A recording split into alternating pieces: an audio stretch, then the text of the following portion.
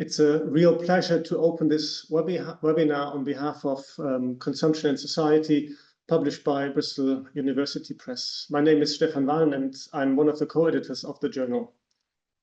As you may know, Consumption and Society is a journal that critically examines consumption as a societal phenomenon embedded in and constitutive of socio-economic, material and cultural configurations. In the face of today's urgent societal challenges, from environmental degradation to global inequality, the way we consume and the systems that shape consumption have never been more important to scrutinize. The journal is committed to fostering interdisciplinary dialogue and publishing cutting-edge research that helps us to rethink consumption in the 21st century. Today's webinar marks the launch of a timely and thought-provoking special issue titled Everyday Circularities, Rethinking Consumption in Circular Transformation. We are thrilled to be joined by contributors to the issue and by our guest editors, Kirsty Hobson and Mary Greene, who will guide us through the intellectual foundations and ambitions of this collection. I won't steal their thunder, so I'll leave the in-depth discussion of the issue themes to them. But before we move into the presentations, I'd like to offer some heartfelt thanks. First to Kirsty and Mary, thank you for your expertise and your commitment in shaping and guiding the special issue from conception to completion. I'd also like to thank all of the contributors whose contributions reflect such a rich diversity of thought, method, and perspective. I would also like to thank our reviewers whose critical engagement and generosity have strengthened this issue considerably. A big thank goes as well to the team at Bristol University Press, whose professionalism and support make not only this issue, but the ongoing publication of Consumption Society possible. Lastly, thank you to everyone joining today, because I'm very excited that there are more than 170 participants with us in this webinar. So I hope the session will spark reflection, dialogue, and perhaps even future collaborations. If you haven't yet explored the journal, I warmly invite you to do so. The special issue is currently open to access, and you can find the link in the chat. Consumption and Society is open to innovative work across disciplines, and we always welcome new readers, contributors, and reviewers who share a critical interest in the politics and practices of consumption. Please feel free to use the chat or use the Q&A at the bottom bar. So without no further ado, I pass the word on to Mary and Kirsty to introduce the special issue. Thank you. Thank you very much, Stefan. I will take it from here to begin with. Prynawn da pawb. I'm Kirsty Hobson. That was a bit of Welsh for you there.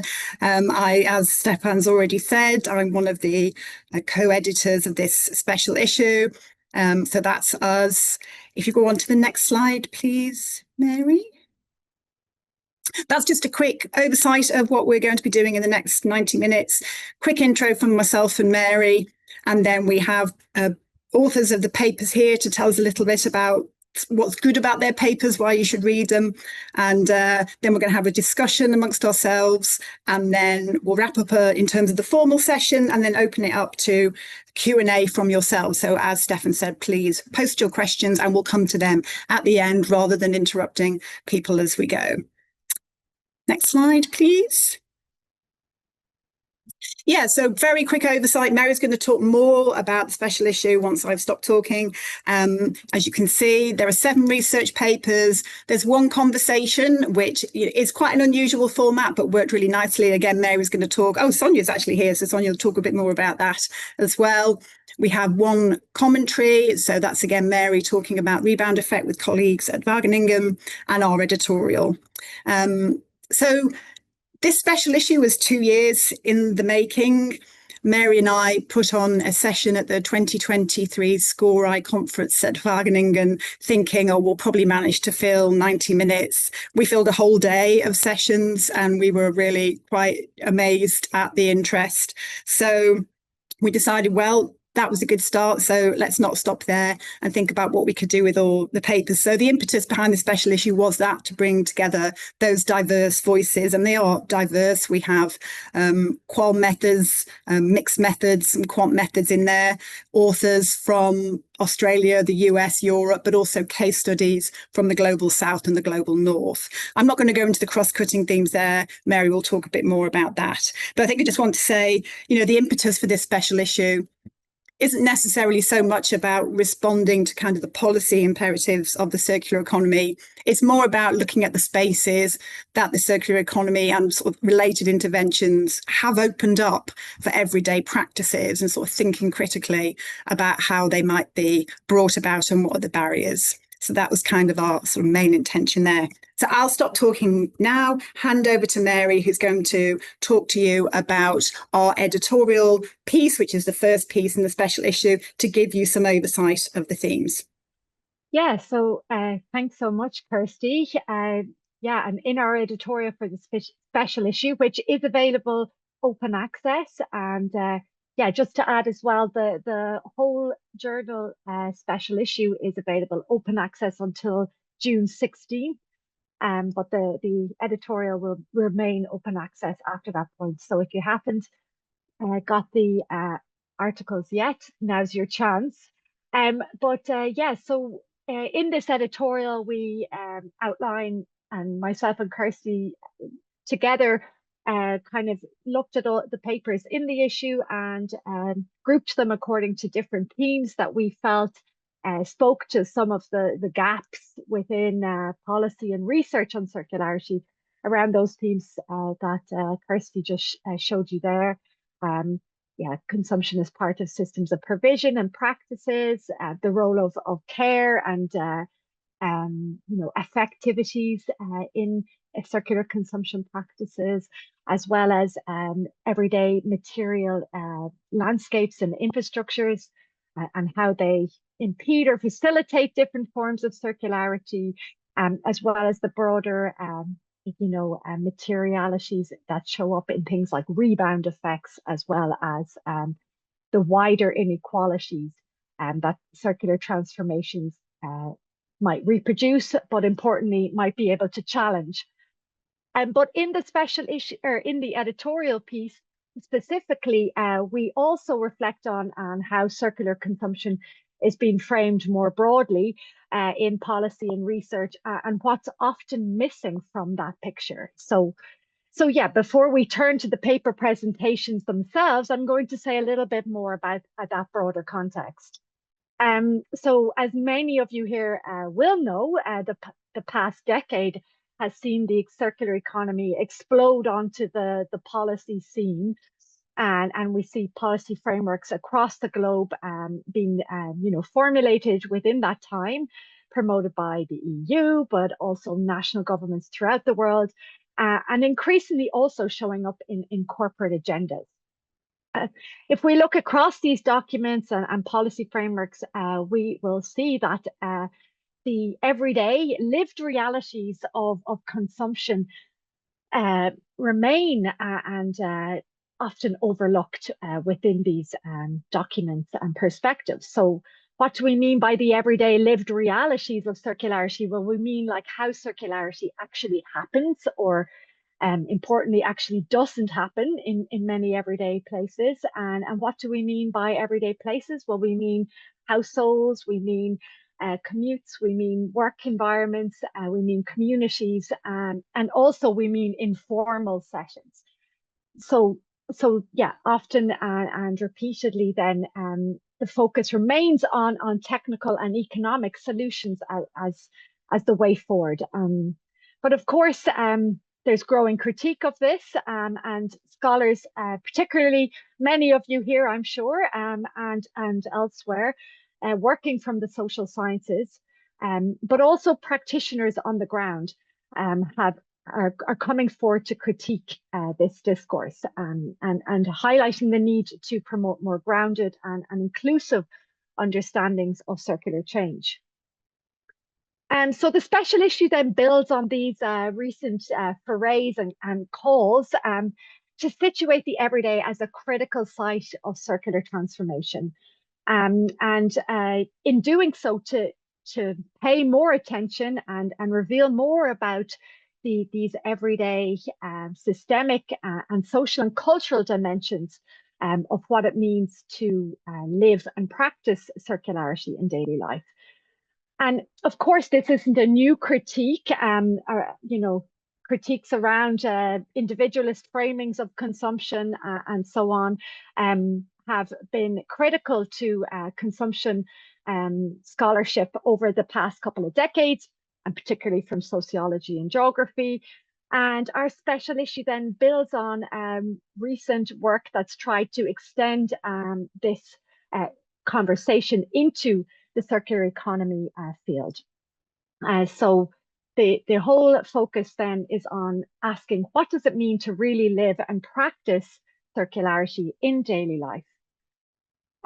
So this busy looking slide then just highlights a number of questions that really, emerge from that session that Kirsty mentioned, in that it was held here in Wageningen in 2023 at the last SCORI conference, before the one that took place this year. And some of these questions then we outlined in our recent paper, Bringing the Circular Economy Home. And it's these questions that continue to, inform this special issue. So we begin by asking, if much of circular economy policy and strategy is shaped at the level of systems and sectors, what does it mean to turn the lens towards the everyday settings in which circularity is actually enacted or not? So with this in mind, we ask, how are circular practices enacted in a world that remains limited by the constraints of linearity and linear systems? And what happens when these higher Rs, as they're called, things like refuse, rethink, and reduce, collide with the realities of daily life? So how are people navigating these in circular imperatives, so policy and further frameworks that ask for these practices to be scaled? How does this actually play out in daily life? And in what way are these practices resisted or embraced, and where are they already transforming things? And then critically, how are wider systems impeding things like infrastructures or provisioning landscapes? How are these impeding or facilitating circular change? So these questions informed the development of this special issue, and you'll hear them echoed and answered in different ways across the presentations today. So on that note, I'll hand over to our first speaker, Danai Aberg of the Impact Institute in Amsterdam. And I had the pleasure of working with Danai during her excellent research into the everyday dynamics of circular plastic consumption in Dutch households. And she will discuss the paper that emerged from that work. So Danai, I will hand over to you now. Yes, thank you so much, Mary. Lovely to be here and nice to see how many participants have joined. I think you can already go to the next slide, if that's all right. Great, thank you. Yeah, so as Mary mentioned, we really dove into trying to explore the opportunities and barriers for circular plastic consumption in Dutch households. And the kind of overarching research gap, which we were really trying to address, was the fact that circular economy research agendas have really overlooked the domestic sphere and the role of everyday citizens in driving circular transformations. We specifically focused our research on the circular plastic transition, which presents a pertinent example of this gap. So thus far, research on circular plastics has really focused on production and end-of-life solutions and how to use financial incentives and external signals to sort of steer individuals away from purchasing single-use plastics. But our understanding of how and why people depend on plastic in their daily life so much remains really limited, as well as the different social and material contexts which may enable or constrain more circular engagement with plastic materials. Next. So just very briefly to go over the method that we used. we employed a nexus of practice approach. So we didn't just look at how plastic materials are embedded in individual singular practices, but rather we looked at their role in connecting and sustaining multiple practices in daily domestic routines, and how this might influence the opportunities and barriers for more circular consumption. In addition, we focus specifically on plastic consumption in daily domestic food practices. So plastics occupy a central role in a lot of food practices, but also food practices are deeply intertwined within daily routines, making them quite an interesting focal point for examining practice connectivity. And then finally, we adopted a future-oriented approach. So we use a backcasting methodology to try and get participants to connect present practices with possible future practices as a way to identify opportunities and constraints towards changing the way they interact with plastics. Next. So there are several takeaways here. I hope I can sort of briefly go over all of them. Firstly, we really saw that plastic materials and plastic consumption is very much associated with certain social contexts and meanings related to preservation, efficiency, flexibility, and so on. But perhaps even more interesting, our findings really demonstrated that these social meanings transcend individual practices and are very much rooted in how plastic consumption is intertwined with certain spatial and temporal arrangements of practices.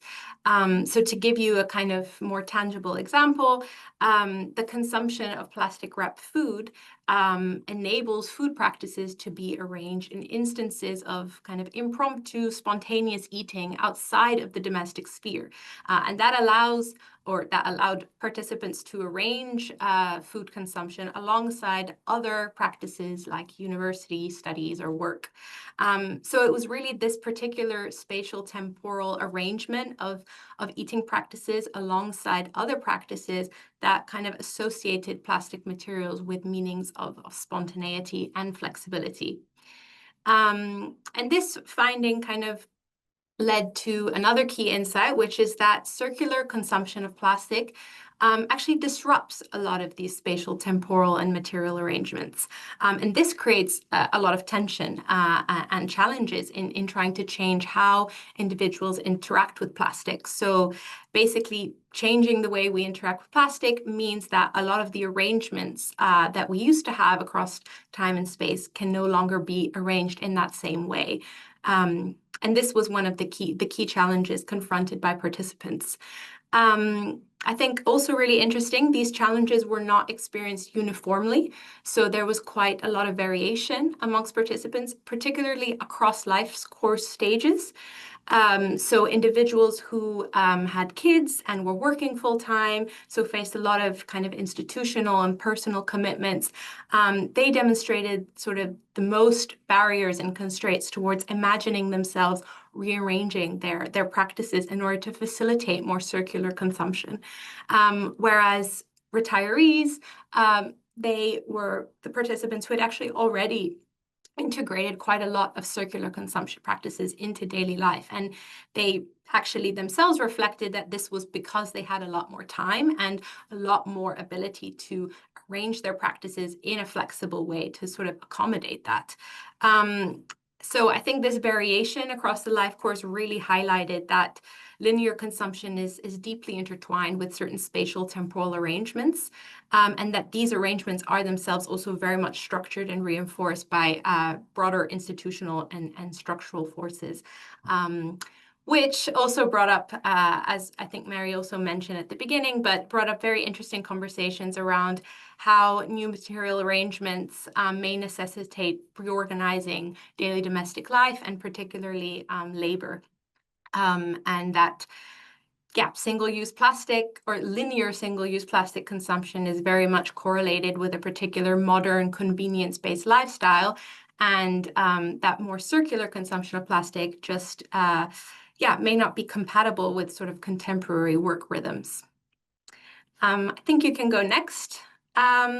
So some exciting next steps or kind of avenues for further research. I think the first one is really the potential of a nexus of practice approach for exploring opportunities and barriers of circular consumption at the household level. So I think we saw that a lot of the conversations we had with participants were really related to how material consumption is connected to their arrangement of practices and daily domestic routines. So I think applying this kind of connectivity approach has potential to reveal more insights, particularly looking at other materials and other practices, because of course circular consumption needs to occur across several materials within the household sphere, not just singularly plastics.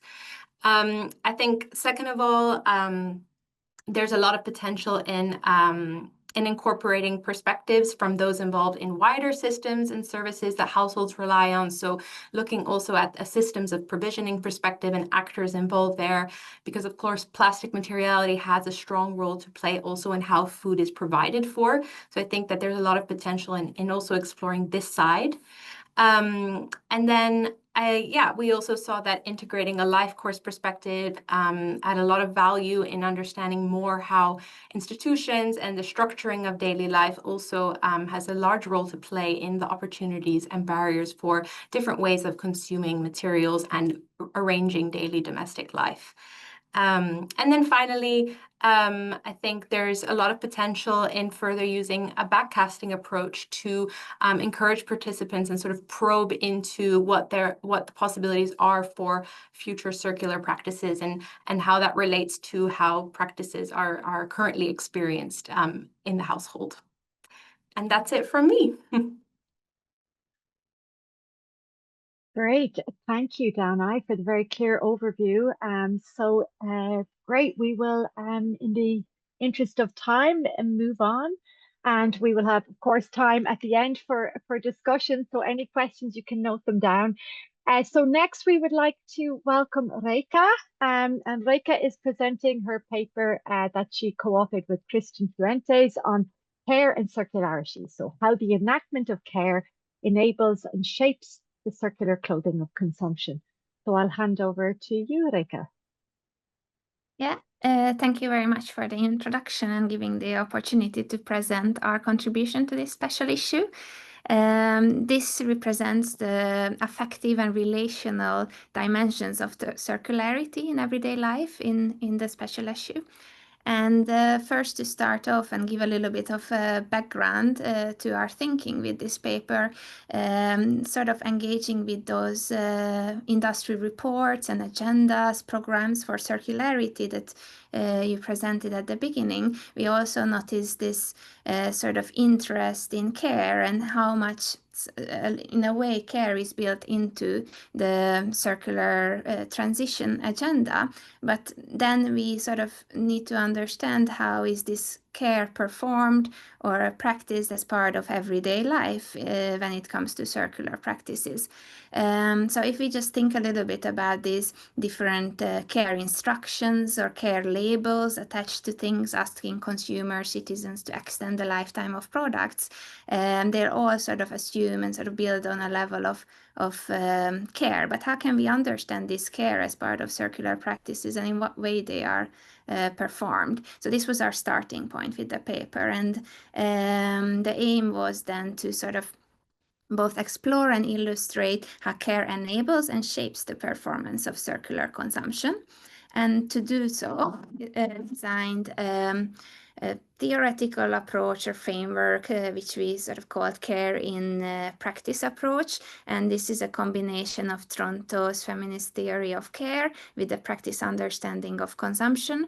And this sort of combined framework allowed us to sort of both look at care as a moral orientation, awareness, recognition of care needs, then the further steps of responsibility taking for sort of concerns that people have as part of these everyday life, and then also how are these concerns, responsibility takings are sort of realized and delivered as part of, in our case, circular practices.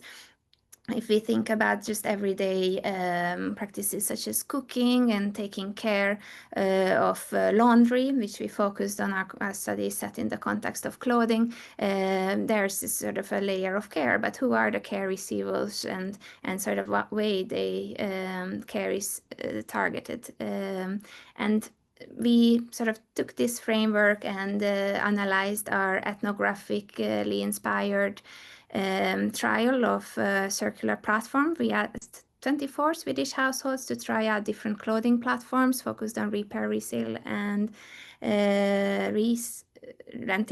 That was the third one.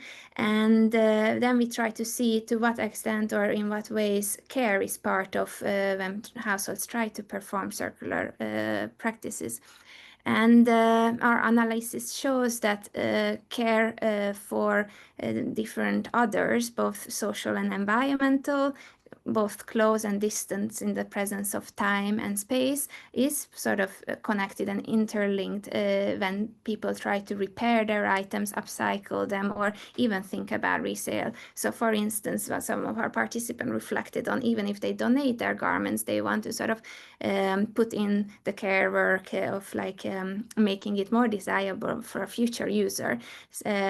Or someone would take on repair jobs in the family, because even if it's a lot of work, but it is sort of care for an environment. So they want to sort of fulfill that care awareness and take responsibility and deliver the care. However, in our material, it's very much visible that care on its own doesn't necessarily lead to the successful performance of circular consumption.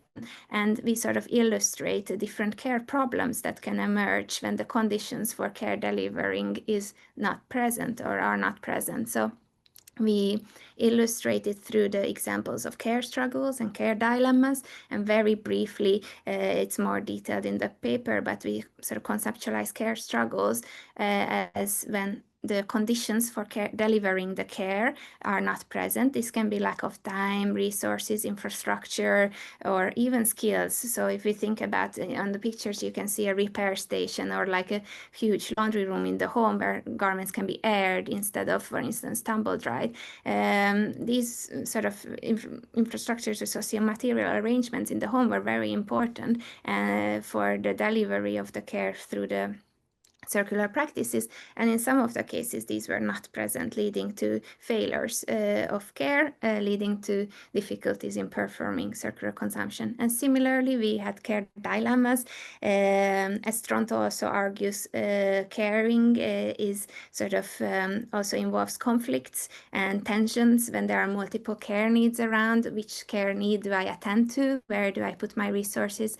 So in our case, this was, for instance, if someone was commuting and was a little bit concerned about hygiene and washing the clothes. They wanted to wash on higher temperature to sort of take care of the garment in the sense of hygiene, but at the same time they knew that lower temperature is more desirable for lifetime extension. So then there was sort of a choice of what do I prioritize here?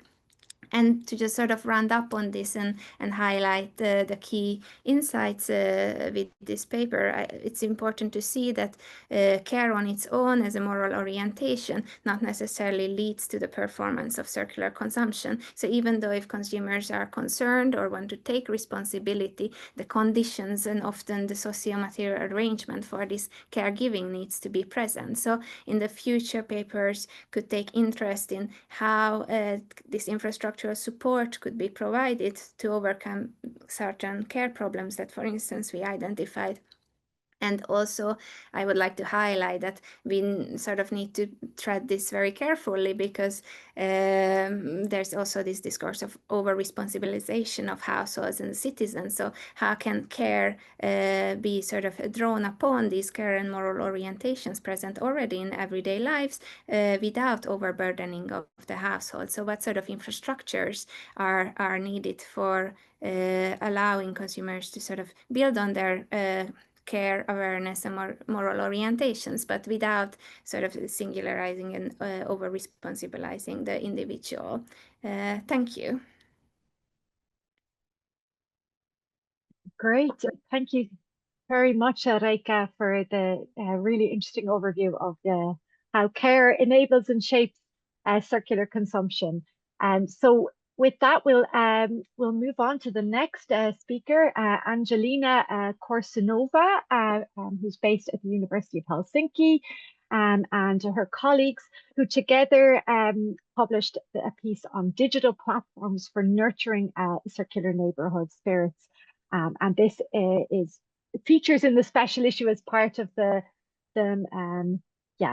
systems of provision and materialities perspective. So I'll hand over to you, Angelina. Thank you, Mary. And it was so lovely to listen to the previous presentations, because there were lots of similar findings. Maybe in our manuscript, we refer to them in a little bit different way, but I will explain about the links as I go on. So first of all, I just want to mention that this was a study done as part of the Circular Citizens project funded by Kone Foundation, and we collected our data in 2021. We had two national contexts. Finland was one, a country with about 5 million inhabitants, and the other national context was the city of St. Petersburg in Russia, which also has 5 million inhabitants.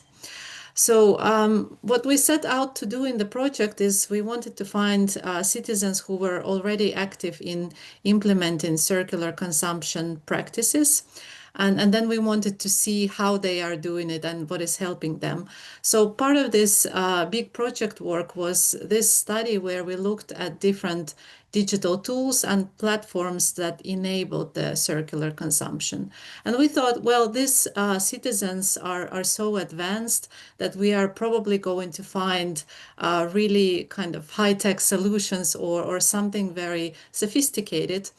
And by the way, the study is based on a set of 40 interviews, so 20 plus 20.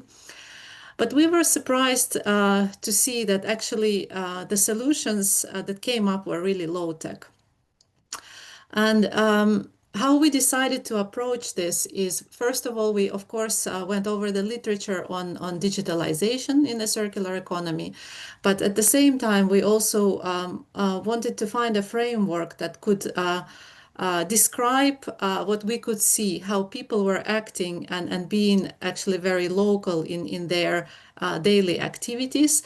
And we took on the social learning theory, which says that we as human beings are social beings rather than rational individuals, or we are both, but the social element is super important.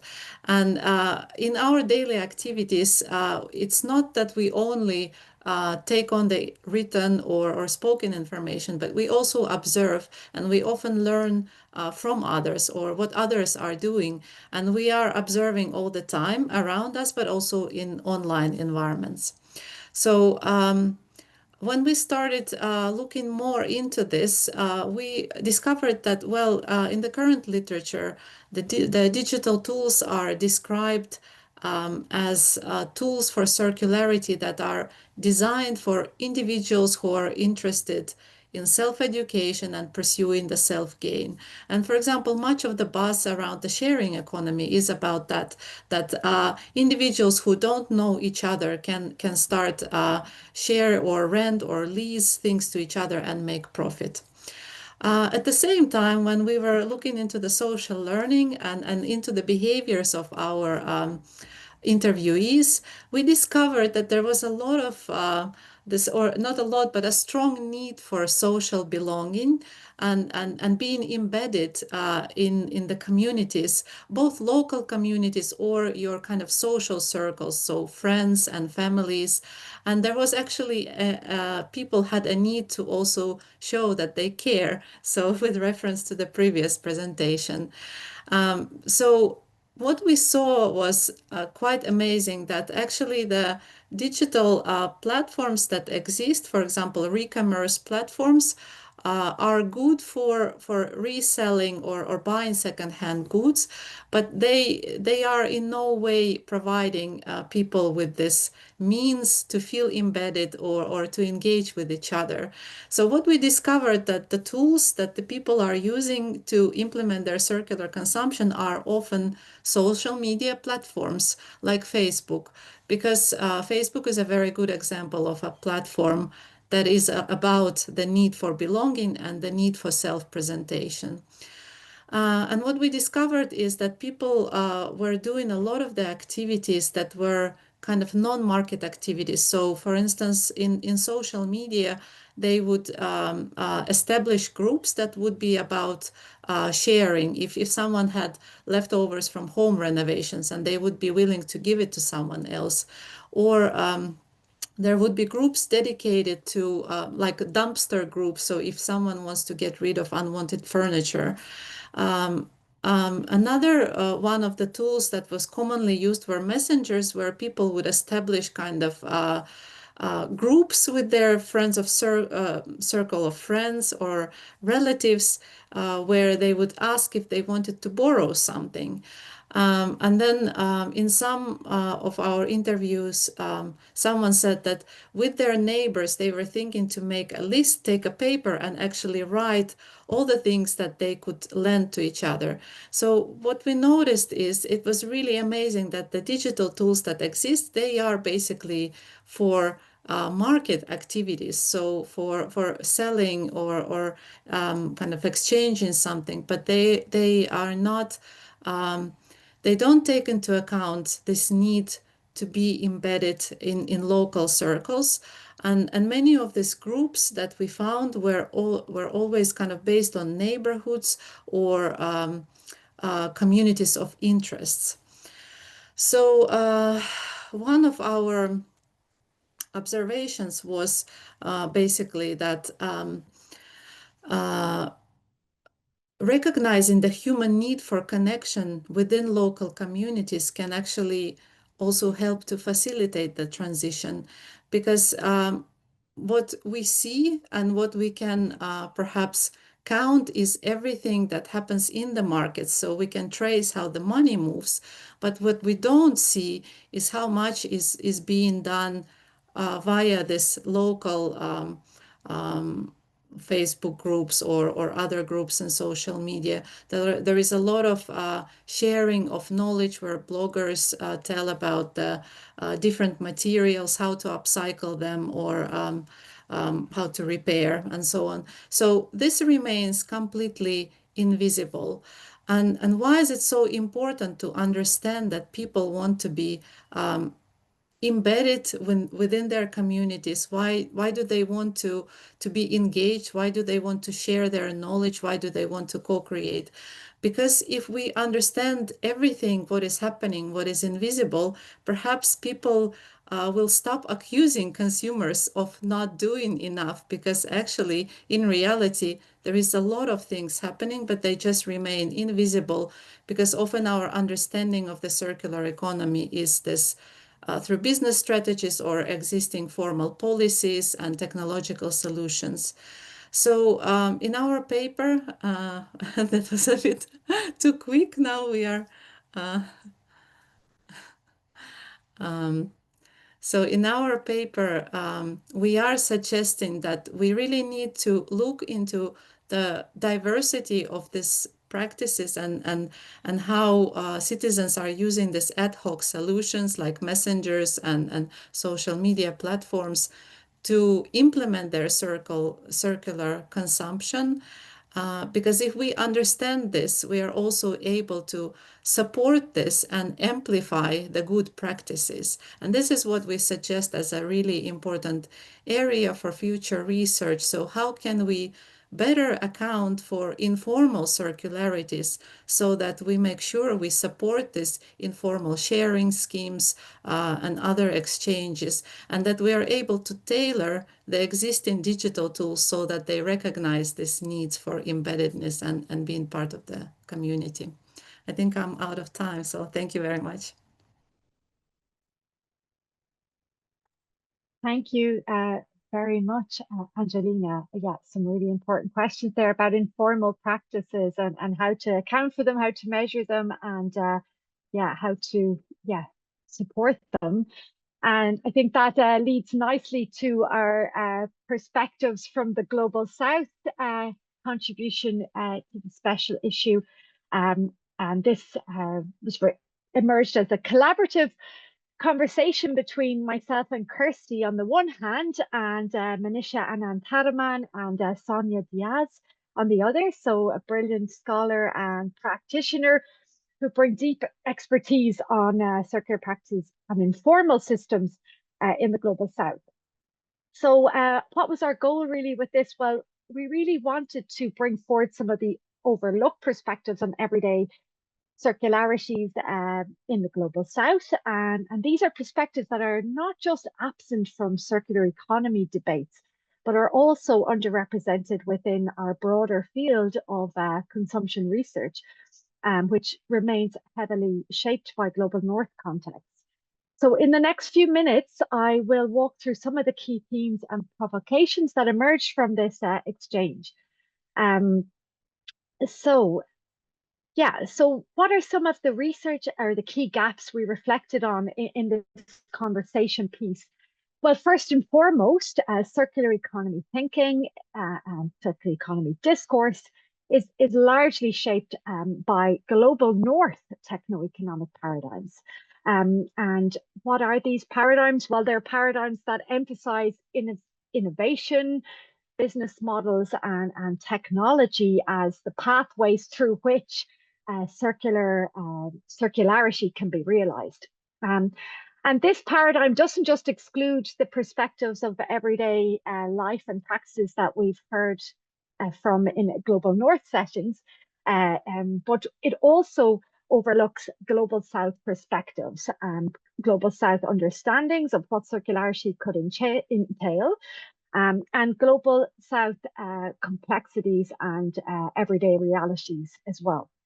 And so we discuss some of the ways in which these complexities are distinct and also different, and what ways in which, looking at how circularity is already emerging in different forms within Global South cities and households helps to resituate circularity within a broader political economic understanding of inequality.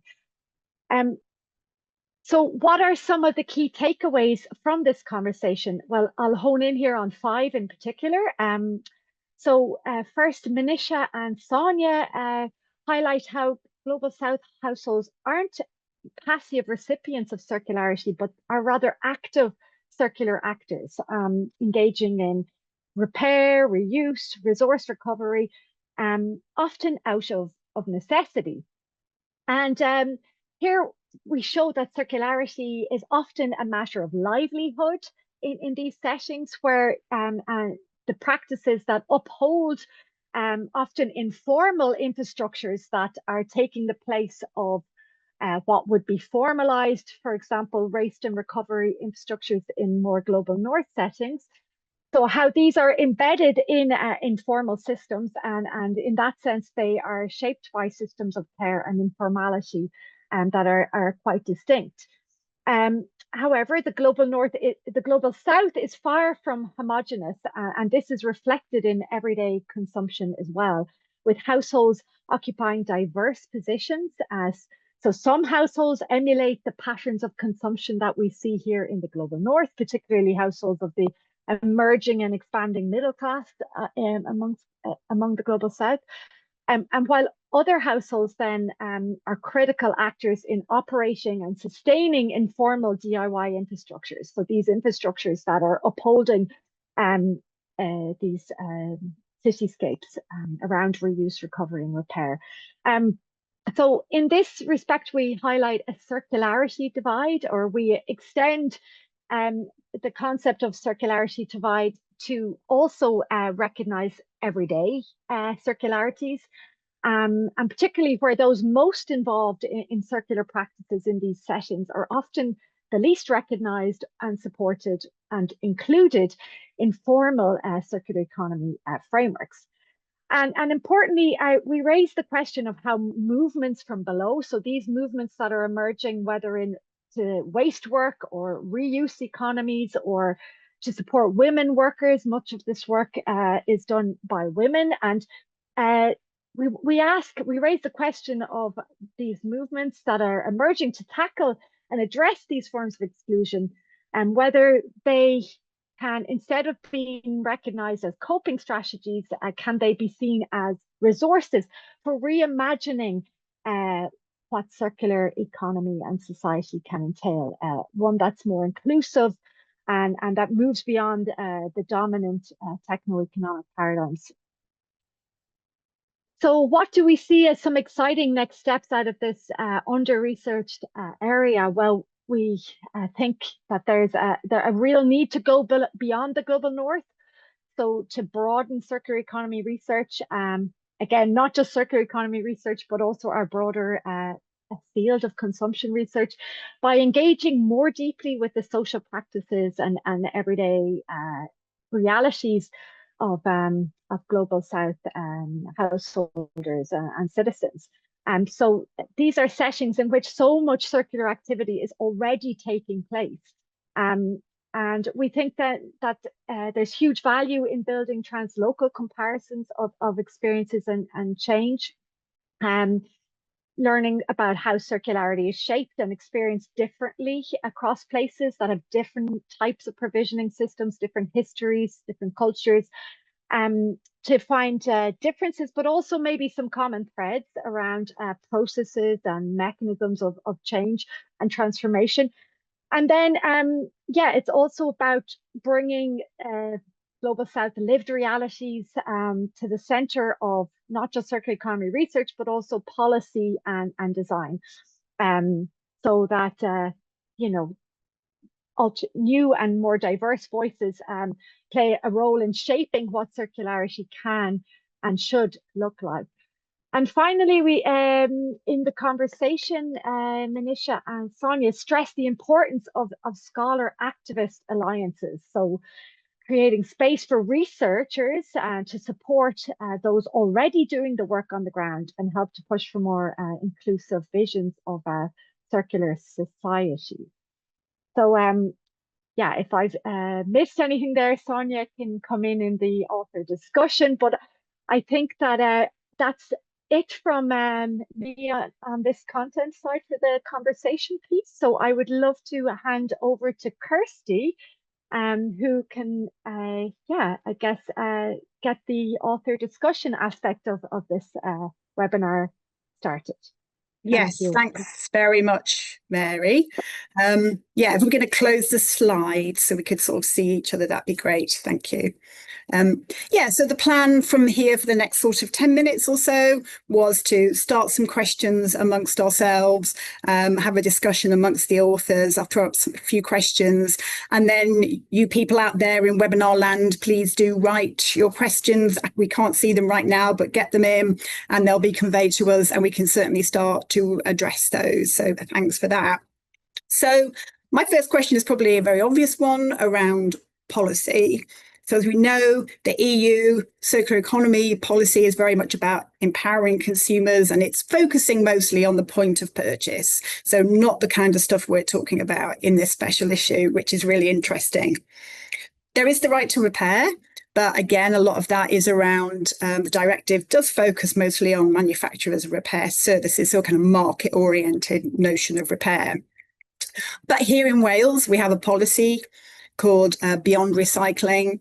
And one of the indicators for that policy is the number of repairs at repair cafes. And the Welsh Government is setting up about 80 community hubs around Wales for repair and reuse. That's challenging in and of itself. I'm not saying it's perfect, but it's starting to creep in. So I just was going to invite reflections from everybody about, if you had the ear of a policymaker, it could be EU, it could be your local policymakers, or whatever scale you choose. What were the sort of things you'd like to tell them about how to support the kinds of practices that activist scholars would like to see in terms of resource savings, but also, you know, sort of social support that things like repair cafes can bring. We haven't actually thought about how we're going to do this. Maybe we just have like a free for all. If you've got something to say, just start talking to avoid like awkward silence, because I'll start telling jokes otherwise and nobody wants that. Danai, off you go. I can start us off. Yeah, I think this is something that also came up in a lot of the discussions that we had with participants. So one of the things that I'd really like to see is, well, maybe to start off with, the focus is on trying to reduce single-use plastic consumption. So trying to get consumers away from buying, let's say, single-use plastic bottles. But I think what there's still a lack of is kind of supporting that, supporting the alternative, which would be, let's say, being able to reuse a bottle like this. So a lot of participants did share that whilst they're really happy to do that, they find that when they're out and about, there's just no option for refilling that water bottle. So whilst when you're at home, it might be easy to use that reusable water bottle over and over again, as soon as you sort of leave the domestic sphere and you want to be able to transport that water and drink outside of the house, then it becomes a lot more difficult to enact that kind of reuse practice. So I think it's about moving beyond just the purchasing decision and thinking more about what implications then that has for being able to continue practices like drinking water, and what that would look like and what kind of infrastructures could support that. So like having water fountains around the city that are accessible to consumers so that they can indeed reuse their water bottles. Great.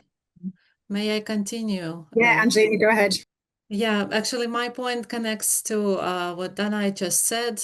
We had an example from the context of St. Petersburg, where even if you have your reusable water bottle, but the tap water is often not drinkable, and then you face the dilemma, so where can you fill your water bottle? And the citizens solved it in such a way that they created an online interactive map where if they only knew that the cafes offer refilling the bottle for free, they would put those cafes and restaurants on the map. And so the map was maintained by this people enthusiastic about being able to reuse the bottles.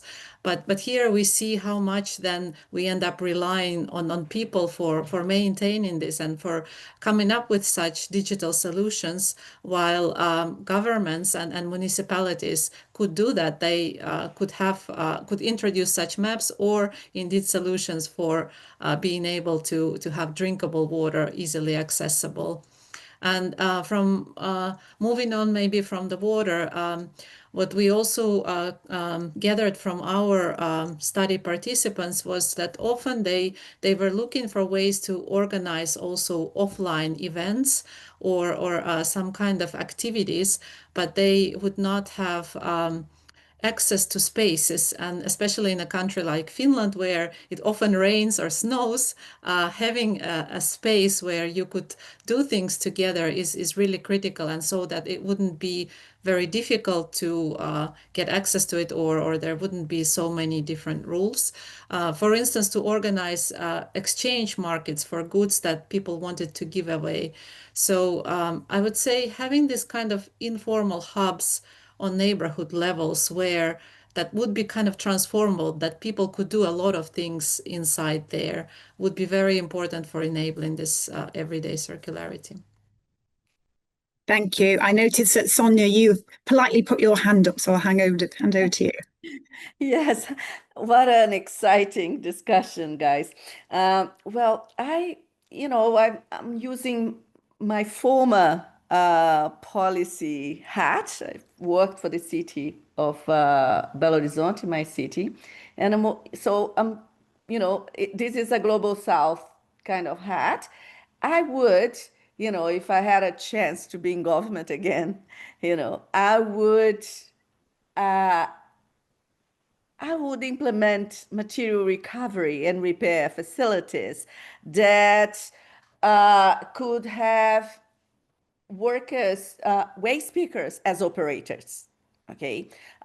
Being a kind of ressourcerie, you know, in the concept of the French ressourcerie kind of centers where people can take their stuff, you know, that they no longer want, and those stuff can be repaired. So yeah, I would kind of club a place where people could deposit recyclables as well as have workers, waste pickers who could do repairment of materials. Yeah, just keeping it short. Thank you very much, Sonia. Any of our other speakers like to weigh in? You had the ear. Go on, Reka. Yeah, thank you. Yeah, I think very interesting point. And yeah, just to add one more aspect regarding from building a little bit on what Angelina said about this community hubs and where people live. I think in our household studies, we very much recognize that even though they are all sort of middle class, sustainability interested households who want to learn about circularity, there are a lot of variations in terms of what they sort of are concerned about, what are their possibilities, are there single households, are there families? So to sort of flag for policymakers this like variety and multiplicity of issues present in households and people's everyday life, even if we think that they are one type of households. And then sort of connecting it to Angelina's point of like, can we somehow use these sort of differences in the households in peer-to-peer learning sort of settings? Can some of the more experienced pass on some of their knowledge in one area and then sort of exchange that to another area where they're lacking? So yeah, we're thinking about along these lines that this should be important in policy as well, to recognize the difference in households, skills and competencies. Thanks very much. I'm not sure if there are any questions coming in from the audience. Yes, so if there are, please, just get writing any thoughts that you have. We can keep this conversation going amongst us for a bit longer. I certainly, one of the things that sort of Mary and I were keen to explore in the special issue and keep exploring is definitely around inequalities. So we can think about them in terms of global north, global south, but as we know, it's never that obviously straightforward. I woke up this morning to see that inflation in the UK has gone up once again. So people here are having a really hard time of it, just even getting your groceries in. And there's often a default assumption that when things like that happen, people will become more circular because they're mending and they're not spending. Not necessarily the case. People tend to buy cheaper, which is less repairable and things like that. So, from a global north perspective as well, there are certainly kind of equality implications. So I just wanted to get your thoughts on that in terms of, where kind of class, if I dare use that outmoded word, class sits in all of this, because it's challenging to get people who are already engaged to, I'm thinking of, the engagement with students as well. If they are disengaged, they're disengaged. And there's still stigma attached to reuse and all of that. And so this is very culturally complex territory. So how have you all thought about those issues and inequality in your research? Big one, hey? Yeah. Not a quick question for a Wednesday. And also to add to that, Kirsty, spot on about how we can actually design our research to, better account for those more diverse perspectives, I guess. Yeah.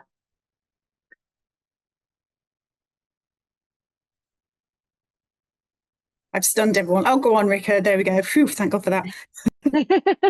Well, it's for me, it's very early to talk about this because I started working as a postdoc at the EU Horizon funded project called CARE, and there we're continuing this work with households, trying to recruit them to sort of try out different forms of circularity that maybe is new to them in terms of food waste, and then also in the clothing lifetime extension. And there, one of the sort of key recruitment goal is to aim for diversity. So we have sort of pre-sign up links, and then we will try to find those households is sort of more or less under-researched or not sort of, not so easily reached. So that's one goal in our recruitment strategy, for instance, to first recruit broadly and then try to sort of gather those households who we can work with a bit more diverse range, and then also keeping all of the sort of interventions free. And so that whatever they sort of get is sort of low barriers of entry in the project. So that's just sort of our starting point, but we're just starting this. So yeah, first ideas around that. Yeah, I'm just looking at the time, and I think we passed the first hour that we scheduled for the discussion amongst us, and I see that there are questions coming in the Q&A. So I hope that there are some more questions. So once more, I would like to thank all the participants in this round and also the other people that are still with us. So please feel free to ask the questions. I think it would be great if we could move to the questions that the audience has to involve them as well. Shall I read the first one out, or do you want to do it? There was a first question on who should be responsible for teaching young people circular economy skills, such as repair skills that we discussed just a minute ago. Is it something that should be included in some school curriculum? Is it something that NGOs should take over? What do you think? Can I come in on this? Yeah. I actually was just visiting yesterday the premises at University of Helsinki, where they are teaching the teachers, so educating the future craft teachers. And one of the challenges we discussed was related to how slow these processes are. So if someone does research and says that, hey, we need to teach more repair skills as part of craft education, we need to wait until there is time that the curriculum for the craft teachers is being renewed. This takes sometimes 10 years, up to 10 years. Then it is being renewed. Then the new batch of teachers is being educated, which takes about 5-6 years. And only then we get this maybe implemented in schools. So, you know, it could take 20 years or so. But we need more urgent changes. And another issue that we discussed, that it's much more in those countries where craft education is already part of the comprehensive schooling. It's mostly about changing this paradigms of how we think that in crafts we should always be creative by producing new things. This is mostly what happens now in craft lessons. So it is kind of trying to change the mindset of teachers that you can actually have repair projects during the craft lessons without then having to wait for the official change in the curriculum.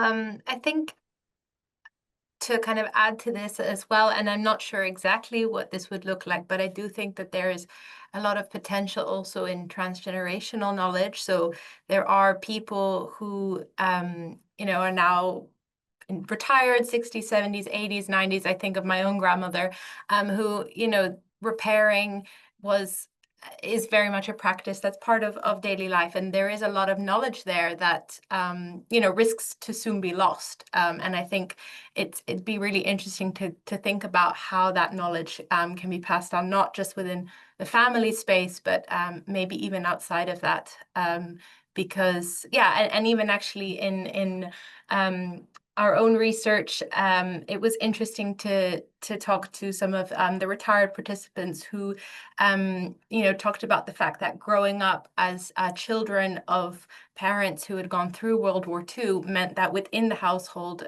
you know, repairing and kind of frugality in general, so preserving as much as possible, was very, very present, and that's, you know, that's being lost. But it'd be interesting to think about how that knowledge could be passed down.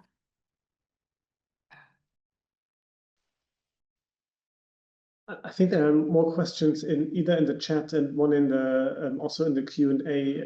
One is about repair cafes, and one barrier that comes up are the social, rather than say the psychological factors that may be a barrier to accessing these services. For example, disengaging from fast consumption circles, constant novelty, etc.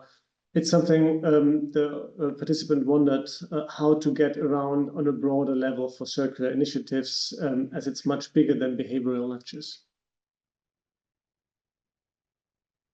Mary? Yeah. So thanks for that question, because I think it's really a critical one, and one that speaks to, I think, many of the contributions in the special issue, that you know, it's not just behavioral, that it's systemic change that needs to happen, and we see that even at levels of initiatives that are trying to drive and you know, scale circular practices. So I think that I'm just trying to find how the rest of the question that was so you were asking how to move beyond that at an initiative level and initiative setting.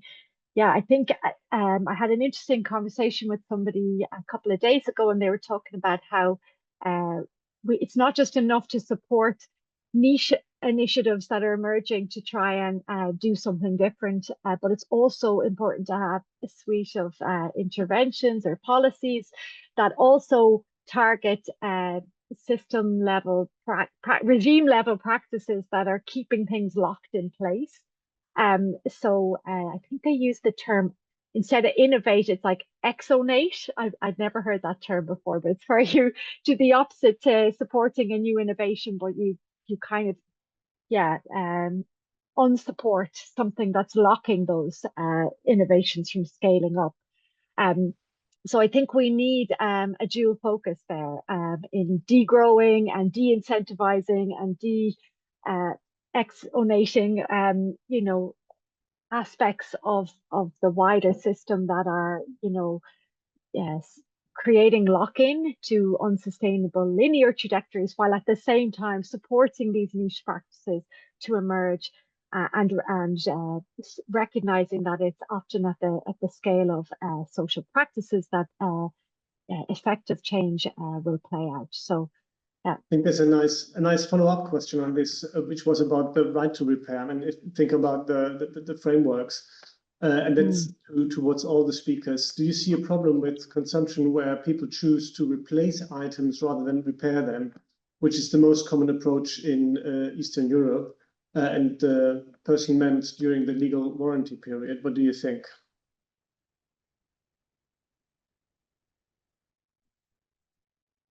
First, you do something to say on the right to repair? So is the question, do we think people should repair rather than replace? Is that the question? Because I think it's a yes from everybody. Is the product repairable? That's the question, isn't it, really, first and foremost? Often that's not the case, and that is where the EU directive right to repair is trying to intervene and make goods. They're not going to, obviously there's been quite a lot of criticisms of how the EU has gone about the right to repair. It hasn't gone as far as a lot of activists would like, in terms of instilling, you know, really high level repairability, that you and I could look at a manual, repair it ourselves. It's not gone there. And so that's a bit unfortunate, but obviously you can imagine the pressure from various parties to make sure that actually suddenly you only have to buy one iPhone for your life. They wouldn't like that. So yes, obviously in an ideal world, but there are just so many variables, you know, preventing that from happening. And I do think, I mean, I like Danai's point about sharing the skills, but one of the things we've noticed in repair cafes is that actually round here, sorry, right round Ricardo, you do get older people, often mostly men, who are tinkerers. I don't know if that's a word that translates. They like to get in their sheds and do little tinkery things, and then on a Sunday help other people. But even they're coming across like the levels of repairability in terms of, I've never repaired something like this before. Like, what is this? Like, I don't have all the plastic sticky on bits that you're meant to have. We can't repair this. So they're kind of almost at the end of their shelf life, if you like, in terms of their skills. So it feels like we need, yes, that's great. And I think what they can instill is an ethos and a joy of repair, because it is joyful. Like, it's so amazing when you fix something yourself. I've done it. I fixed a computer once and I almost cried with joy. But, you know, but it's not just that. It's also about the fast changing technology, and who's actually going to, coming back to that original question, whose responsibility is that? That wasn't really an answer. Sorry. Go on, somebody else talk. Yeah, I wanted to add that, for instance, in the Finnish context, I don't know about Eastern Europe if that's the same, but everyone has to get a home insurance. And when something breaks, and here, because you said legal warranty period, so I'm assuming you're referring to appliances. If something breaks down, your insurance company can compensate. And often it's the insurance company that decides, is this appliance going to be repaired, or should you buy a new one, and they just compensate part of the cost for the new appliance for you. So it's also really important to look into this kind of invisible actors that are meant to support repair. Like in theory, these insurance companies are meant as supporting the repair, but in practice they often decide against it. Yeah, I had one other point, but maybe I let others talk. There's another question on the research gaps in circular practices that you would like to see addressed. I mean, some of them you mentioned it in your presentations. It might be infrastructure, it might be informal. What do you think is the most pressing thing, the most pressing research gap that you would like to address, or would you like to see other people addressed? I'll go first.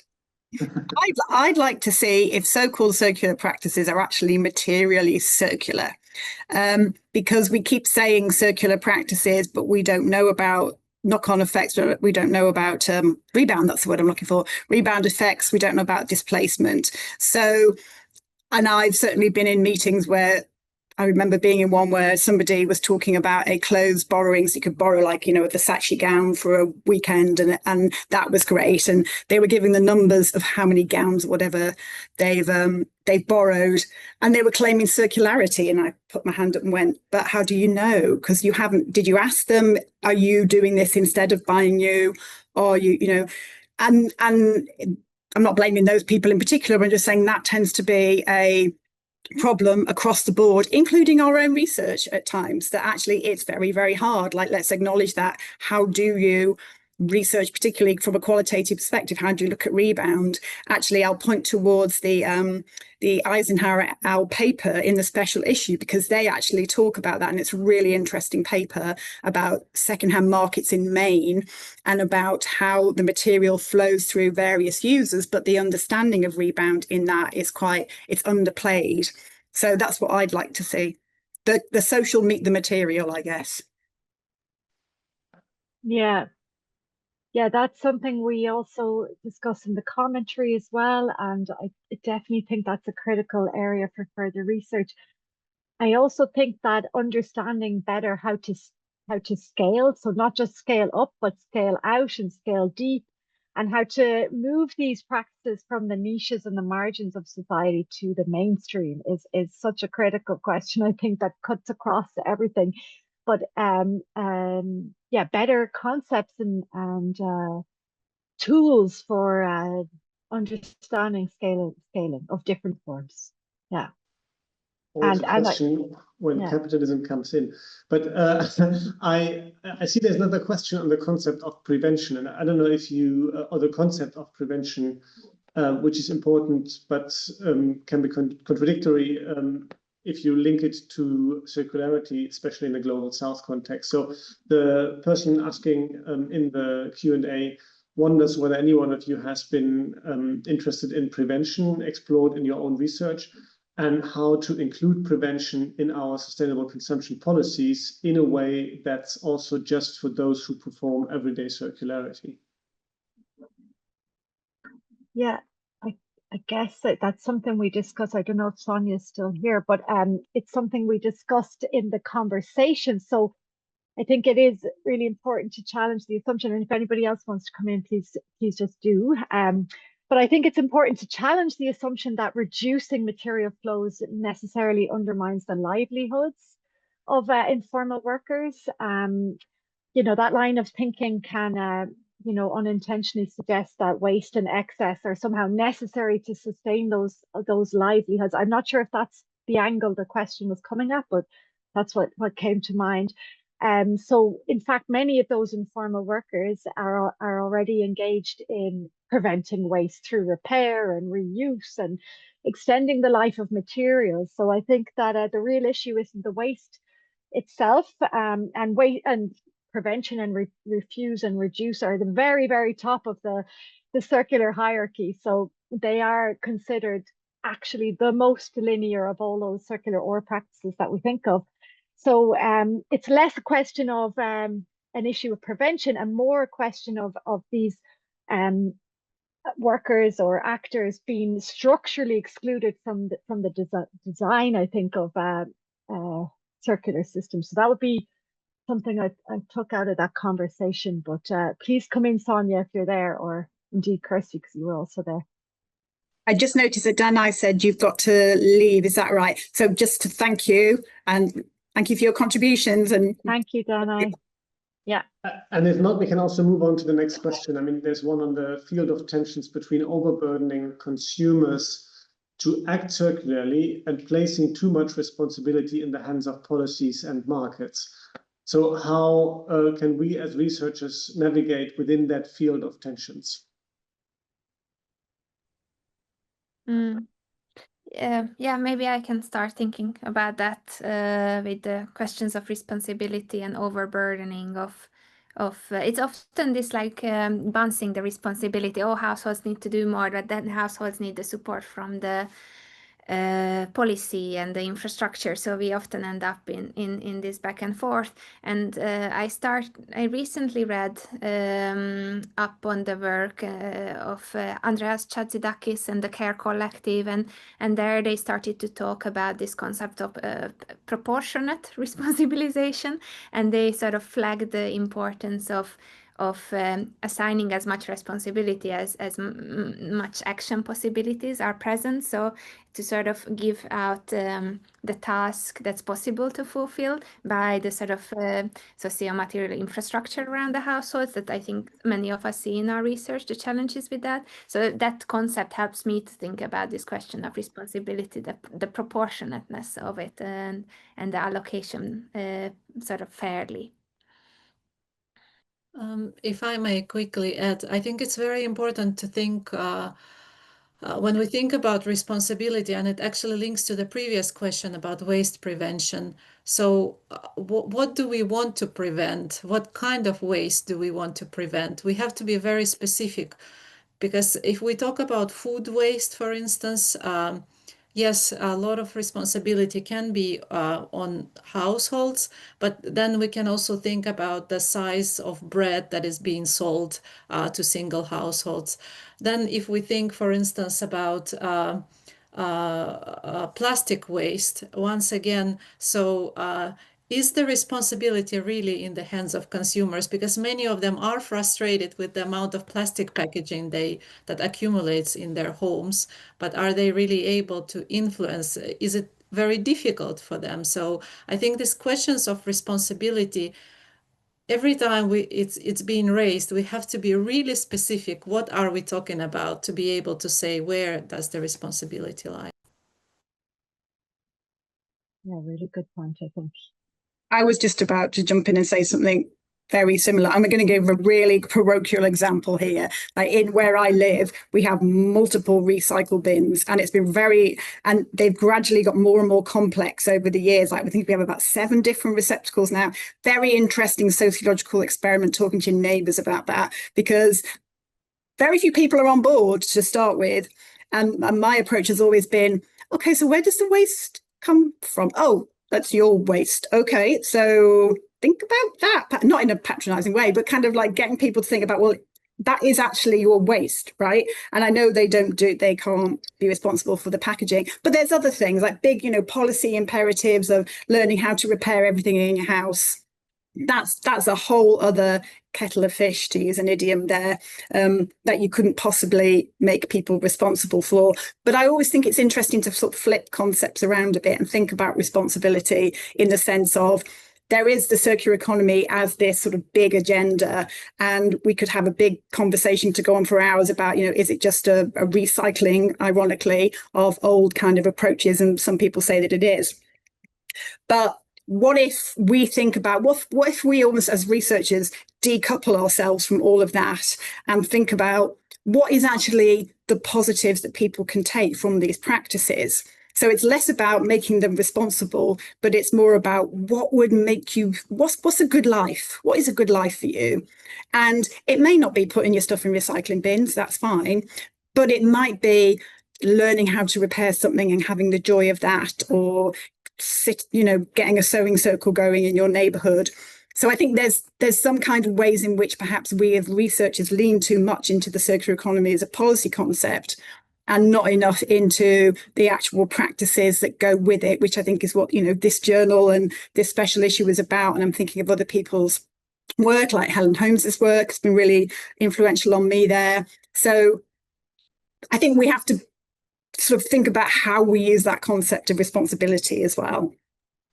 And I think the examples you mentioned on sorting waste is quite an interesting transition to the next question, which both Danai wanted to build on questions, building on the responsible teaching question regarding refusing skills. I mean, sorting waste, and the person asked whether in your research, how often did you find examples of refusing practices, such as, probably you already answered it, Kirsty, what kind of enablers were in place and what kind of reactions elicited the notion of refuse as a circularity practice?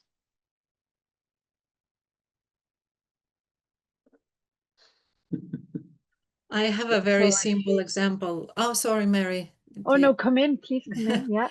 Just a very short example of refusing.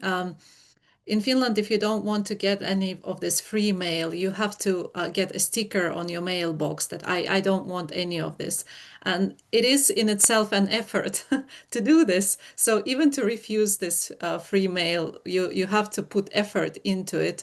And it's very often like that in other situations, that refusing is somehow made so difficult. I think that's something to consider.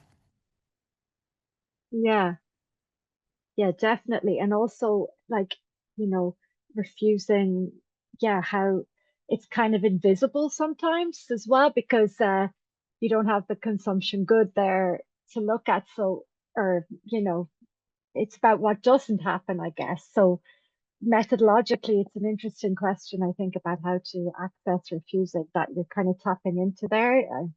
I think, ensuring that you talk about practices of not doing, I think, is a interesting thing to consider. And whether, the intentionality behind refuse, I think, is important, because whether it's out of necessity, like you don't have the resources, or whether it's an intentional kind of, choice, I guess, to say, I'm not going to consume that. I'm going to maybe choose a different thing, a different practice, or a different option. But of course, there's lots of examples of intentional, frugality kind of practices that can be interestingly studied.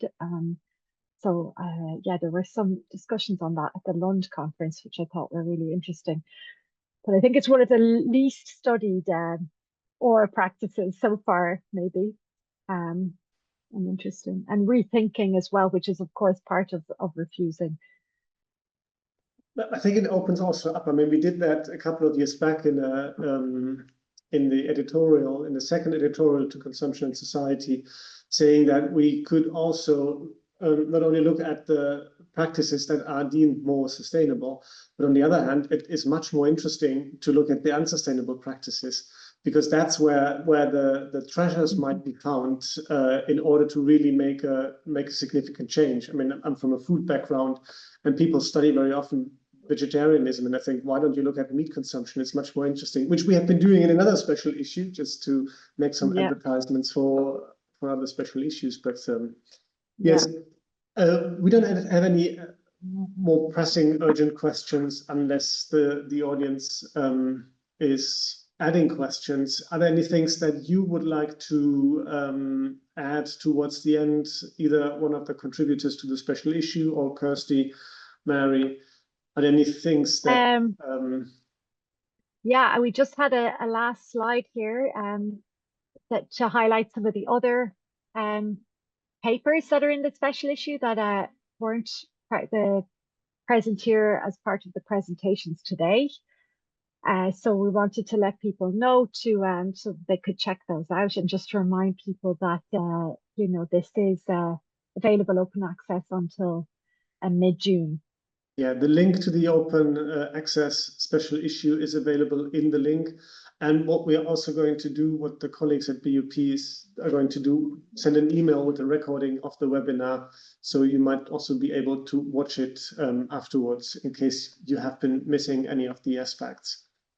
Yeah, great. So that is the link there to the different, they're the other papers that didn't feature in today's discussion directly.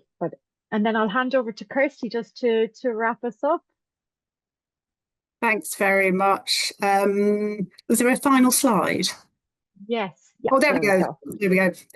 Yeah, just to say thank you to everybody, for you guys for coming along, for the 35 of you who are still here. Well done.